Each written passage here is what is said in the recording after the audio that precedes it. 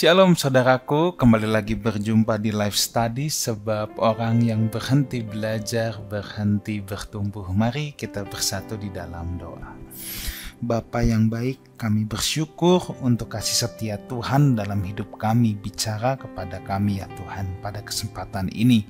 Dalam nama Tuhan Yesus kami berdoa, amin. Saudaraku, kita akan memasuki pelajaran kita di Kisah Para Rasul. Sebelum minggu yang lalu kita sudah belajar tentang pengantarnya, ayat 1 dan 2, apa tujuan penulisan kitab ini dan lain sebagainya. Sekarang kita akan segera masuk ke dalam apa yang menjadi pokok pembicaraan. Kita akan mulai dari ayat yang ketiga, saudara ya. Kepada mereka ia menunjukkan dirinya setelah penderitaannya selesai, dan dengan banyak tanda ia membuktikan bahwa ia hidup. Sebab selama 40 hari ia berulang-ulang menampakkan diri dan berbicara kepada mereka tentang kerajaan Allah. Nah, setelah dalam bukunya yang pertama ya, Lukas ya, bukunya yang pertama itu ya Injil Lukas, saudara ya. Lukas menceritakan kepada Theophilus bahwa Yesus memang sudah bangkit. Itu adalah penutup Injil Lukas ya, kalau kita ingat. Dan di buku kedua ini, yaitu Kisah Para Rasul, Lukas kembali menegaskan bahwa ia sudah membuktikan bahwa ia hidup, bahwa ia bangkit. Kenapa ini menjadi sangat penting? Karena memang pemberitaan tentang kebangkitan Yesus itu menjadi kontroversial dari zaman ke zaman. Sampai hari ini ada saja orang yang pengkritik iman Kristen, yang gak suka sama iman Kristen ya, suka menuduh, suka berkata bahwa Yesus tidak pernah bangkit. Itulah sebabnya memang kontroversi ini sudah ada dari dulu, dan penulis kitab Lukas merasa sangat perlu, sangat penting ya untuk meluruskan hal tersebut ya. Nah, ada yang menyangkal berita kebangkitan tersebut, tetapi gereja Tuhan mempercayainya hingga saat ini. Lukas berkata Yesus sudah memberikan banyak tanda, saudara, banyak tanda. Nah, kata tanda di sini tekmerion, yang berarti that from which something is surely and plainly known. Jadi tanda di sini tekmerion itu punya pengertian dari sesuatu yang pasti dan jelas diketahui. Itu berarti infallible proof. Ya, tekmerion itu bukti yang nggak bisa salah, yang nggak bisa disangkal. Infallible itu bukti yang sempurna. Nah, apakah bukti tersebut? Bukti tersebut adalah Yesus menampakkan diri berulang-ulang kepada beberapa orang ya. Nah, hukum manapun tentunya pada saat itu, baik hukum Yahudi ya maupun Romawi pada zaman Yesus, mengatakan bahwa kesaksian 2 atau 3 orang dapat untuk meyakinkan sebagai bukti yang faktual ya. Nah, dulu kan nggak ada teknologi kamera, saudara ya. Kalau sekarang tinggal direkam, tapi zaman dulu kan nggak ada teknologi kamera. Tetapi saya pikir sampai saat ini juga 2-3 orang itu lebih dari cukup untuk menyatakan bahwa bukti tersebut faktual. Jadi di ayat ini Lukas hendak menekankan bahwa kebangkitan Yesus itu benar adanya. Kebangkitan Yesus itu bukan isapan jempol semata.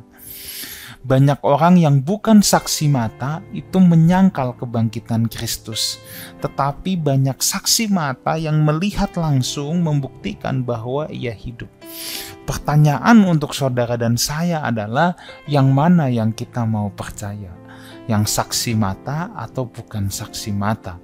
Kalau orang waras pasti akan mempercayai apa yang dikatakan oleh saksi mata sebagai bukti kebangkitan bahwa Yesus hidup. Kenapa kita harus mempercayai orang yang bukan saksi mata lalu mencoba menentang ya? Kita harus lebih mempercayai yang adalah saksi mata dari kebangkitan Tuhan Yesus Kristus. Dan di sini dikatakan ya, selama 40 hari ia berulang-ulang menampakkan diri dan berbicara kepada mereka tentang kerajaan Allah. Yang Yesus beritakan, again sekali lagi, adalah Injil kerajaan, dalam bahasa Yunani he basileia tou theou, yang menunjuk pada the reign of God, pemerintahan Allah atau kingship of God. Allah menjadi raja. Pertanyaannya untuk kita, siapakah yang memerintah hidup kita? Apakah Tuhan menjadi raja atas hidup kita? Ini pertanyaan-pertanyaan yang harus kita jawab, saudara. Ya. Apakah Tuhan serius menjadi raja atas hidup kita? Pemerintahan mana yang ada dalam hidup kita? Ini sangat penting sekali, saudara ya. Hal ini sangat penting sekali. Nah, jadi kita bisa mengaku Kristen tapi belum tentu Tuhan yang memerintah. Kita bisa beragama, berKTP Kristen tapi belum tentu Tuhan yang menjadi raja atas hidup kita. Ayat yang keempat. Pada suatu hari, ketika ia makan bersama-sama dengan mereka, ia melarang mereka meninggalkan Yerusalem dan menyuruh mereka tinggal di situ menantikan janji Bapa, yang demikian katanya telah kamu dengar daripadaku. Sebab Yohanes membaptis dengan air dan tidak lama lagi kamu akan dibaptis dengan Roh Kudus. Ya. Nah, jadi Yesus melarang murid-murid meninggalkan Yerusalem dan menantikan janji Bapa. Tunggal. Ini bukan janji-janji, janji Bapa. Ini menunjuk pada sebuah janji yang spesifik, yang tidak ada duanya. Ya. Oh ya, janji Tuhan memang banyak dalam Alkitab. Itu janji-janji. Tapi kalau ini Tuhan jelas. Digunakan kata satu aja, tunggal. Janji, hanya satu. Nah, janji Bapa itu adalah mereka akan dibaptis dengan Roh Kudus. Saudara, siapa yang membaptis mereka dengan Roh?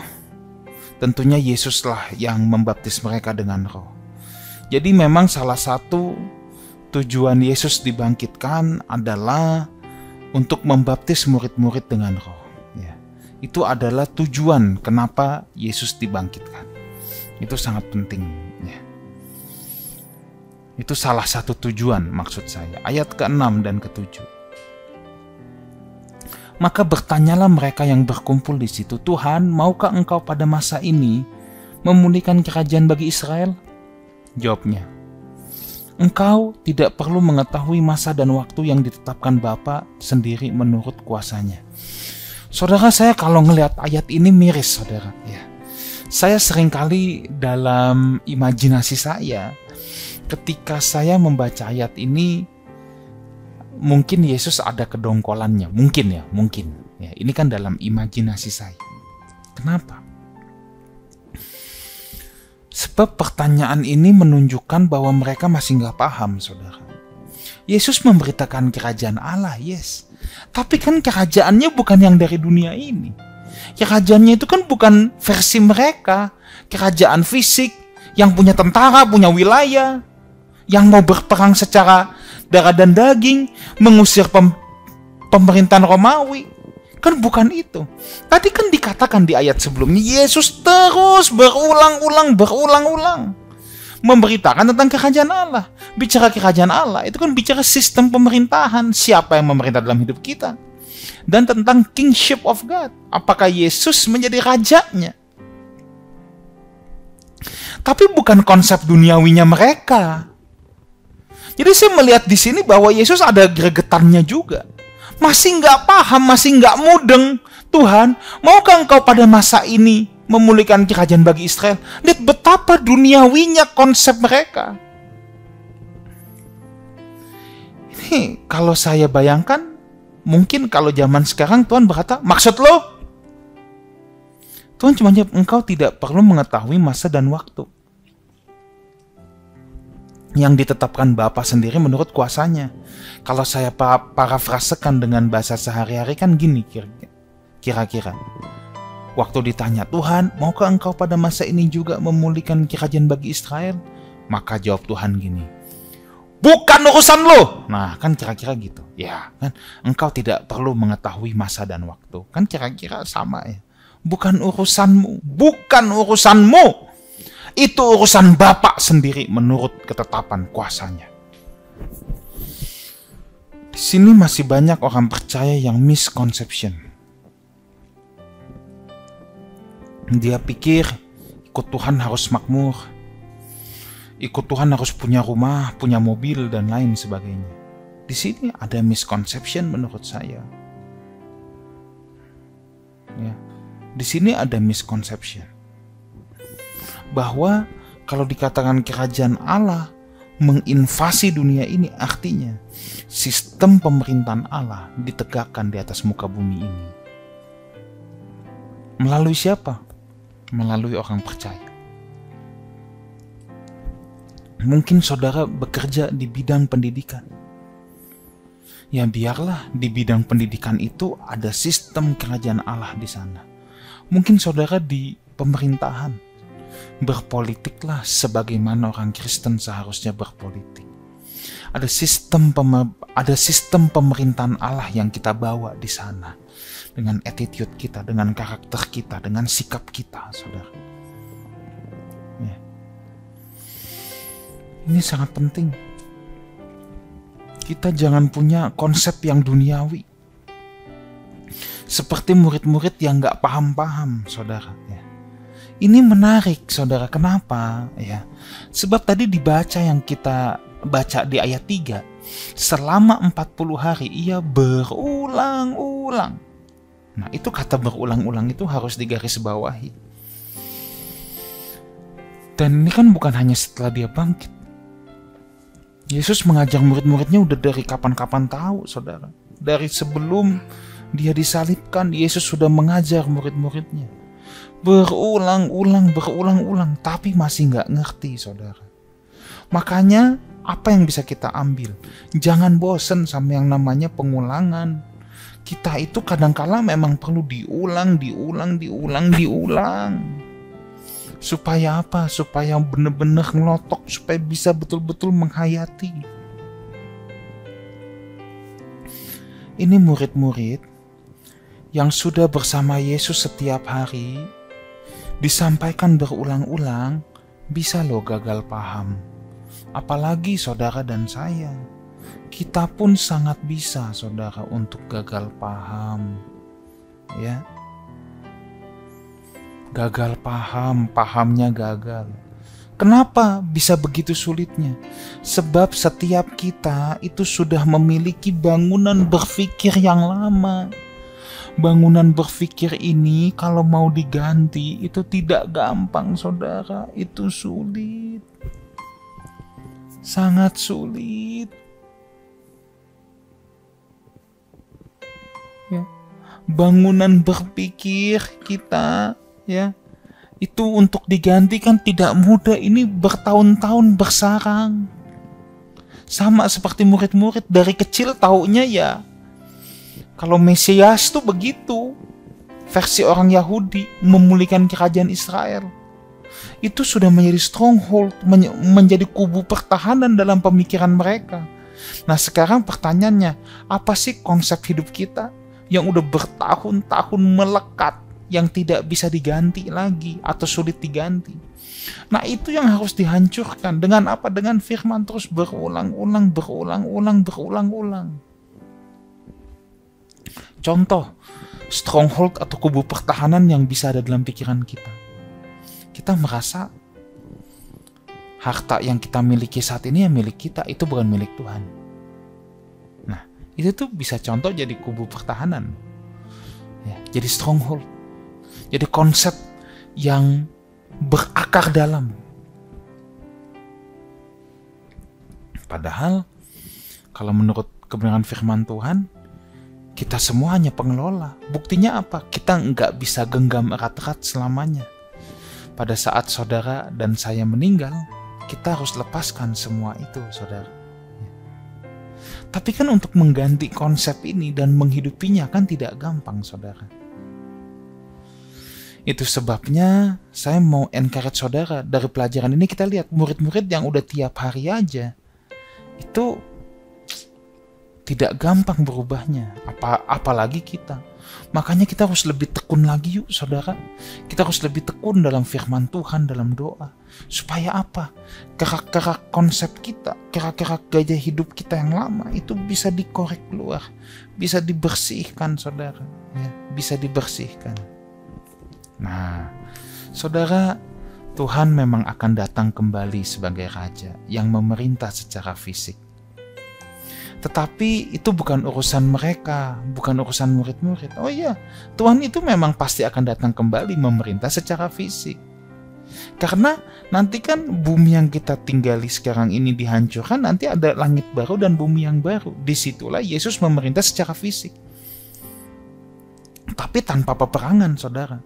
Yesus memerintah itu bukan kayak Alexander the Great atau zaman sekarang yang ingin menguasai negara lain harus invasi dengan kekuatan militer, dengan persenjataan. Yesus tidak seperti itu. Ya. Yesus jelas tidak seperti itu. Yesus akan menjadi raja. Tetapi cara dia memerintah, cara dia mengambil alihnya, itu beda dengan apa yang murid-murid pikirkan. Fokus murid-murid ada pada pembebasan Israel, sedangkan fokus Yesus ada pada penyelamatan jiwa-jiwa. Ya, ada pada penyelamatan jiwa-jiwa dan pengembalian manusia ke rencana semula Bapa. Jadi beda. Fokus murid-murid kan pembebasan Israel dari Romawi. Kalau fokus Yesus lain. Pemerintahan Allah itu hadir guna menyelamatkan jiwa-jiwa.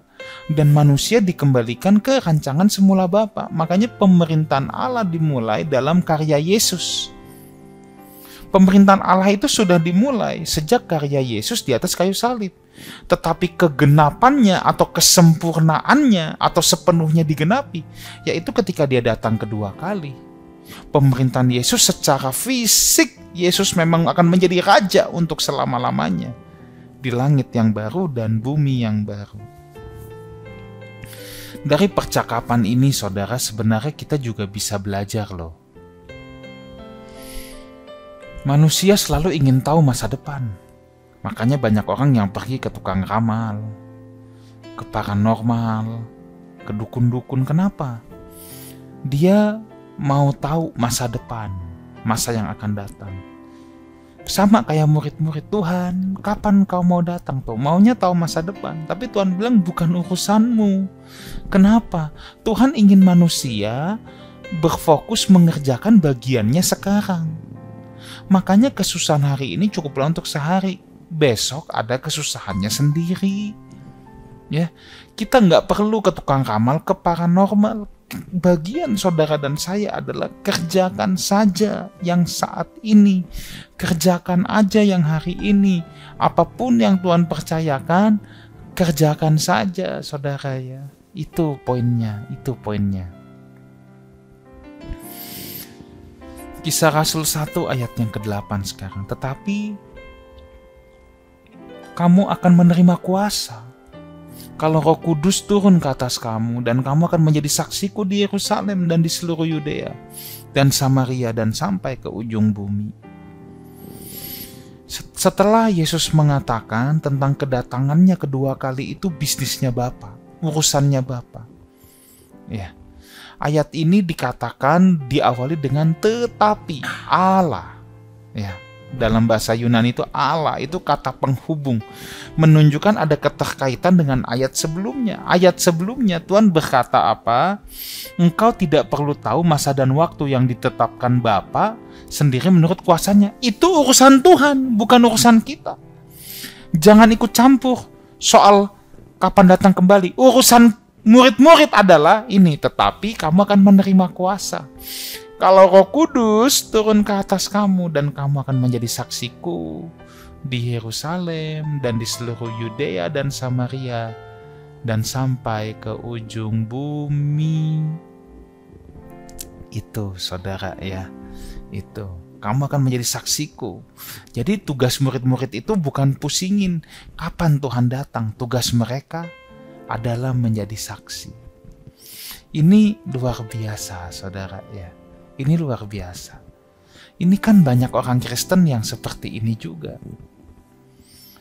Sibuknya seminar akhir zaman terus. Saya nggak menentang seminar akhir zaman, saudara ya. Tapi jangan yang disibukin kapan Yesus datang kembali terus. Lalu mulai dicocok-cocokin. Yang diperhatiin lembu merah lah, apalah. Enggak, tugas kita itu jadi saksi, saudara. Yesus datang itu pasti, sebuah kepastian. Bukan sebuah spekulasi, itu sebuah kepastian. Bukan sebuah duga-dugaan, itu sebuah kepastian. Yesus pasti datang kembali. Persoalannya bukan kapan dia datang kembali. Sebab tidak ada seorang pun yang tahu, kata Alkitab. Untuk apa kita menduga-duga? Tugas kita tuh ini menjadi saksi. Itu tugas kita. Ketika mereka menerima janji Bapa, yaitu Roh Kudus, mereka punya tugas menjadi saksi. Menerima Roh Kudus itu bukan menjadi sakti, tetapi menjadi saksi. Ya, itu menjadi saksi, saudara, bukan menjadi sakti. Itulah tugas mereka. Saksi atas apa? Lukas 24 ayat 46 sampai 48. Kata Yesus kepada mereka, ada tertulis demikian, Mesias harus menderita dan bangkit dari antara orang mati pada hari yang ketiga. Dan lagi dalam namanya berita tentang pertobatan dan pengampunan dosa harus disampaikan kepada segala bangsa mulai dari Yerusalem. Dan kamu adalah saksi dari semuanya ini. Jadi apa yang disaksikan? Yaitu tadi. Bahwa pertobatan pengampunan dosa harus disampaikan kepada segala bangsa mulai dari Yerusalem. Jadi Alkitab itu punya dua narasi, saudara, tentang Yesus. Ya. Narasi yang pertama yang sering kita dengar, Yesus adalah juru selamat. Tetapi narasi yang kedua yang juga banyak, Yesus adalah Raja. Makanya setelah ia bangkit, ia berulang-ulang kali memberitakan kerajaan Allah. Kita harus menjadi saksi apa? Nah itu, saksi bahwa dia adalah Raja, saksi bahwa dia adalah juru selamat. Nah, kalau Roh Kudus turun ke atas kita akan jadi saksi. Bukan jadi sakti. Banyak orang itu, wah kalau Roh Kudus turun aku jadi sakti nih. Bikin mujizat. Orang ditiup bisa rebah. Ya saya nggak anti, saudara ya, silakan aja. Tapi kalau itu tujuan pelayanan kita, gawat, saudara. Ya. Kalau kita berpikir Roh Kudus urusannya begitu-begituan doang, gawat, saudara. Itu cuma manifestasi, itu bagian kecil. Bagian terbesar adalah kalau dia turun, kita dimampukan jadi saksi. Ya. Ini juga menyatakan kalau Roh Kudus turun, apapun yang mereka kerjakan itu artinya bukan karena kuat gagah mereka. Makanya diingatkan, saudara. Murid-murid ini akan disertai tanda-tanda yang luar biasa. Mereka akan jadi saksi Tuhan. Tanda-tandanya luar biasa. Dan sangat mudah untuk menjadi sombong. Tetapi kalau Roh Kudus turun ke atas mereka, itu mengingatkan kepada kita bahwa kalau kita boleh berpartisipasi dalam pelebaran kerajaan Allah, itu sebuah anugerah. Jangan ada yang memegahkan diri, jangan ada yang sombong. Ya, ini semua bukan karena kuat gagah kita, saudara, tapi karena Roh Kudus yang ada dalam kita. Oke, ayat 9-11. Sesudah ia mengatakan demikian, terangkatlah ia, Yesus maksudnya, disaksikan oleh mereka, dan awan menutupnya dari pandangan mereka. Ketika mereka menatap ke langit waktu ia naik, tiba-tiba berdirilah dua orang yang berpakaian putih dekat mereka dan berkata kepada mereka, hai orang-orang Galilea, mengapakah kamu berdiri melihat ke langit? Yesus ini yang terangkat ke sorga meninggalkan kamu, akan datang kembali dengan cara yang sama seperti kamu melihat dia naik ke sorga.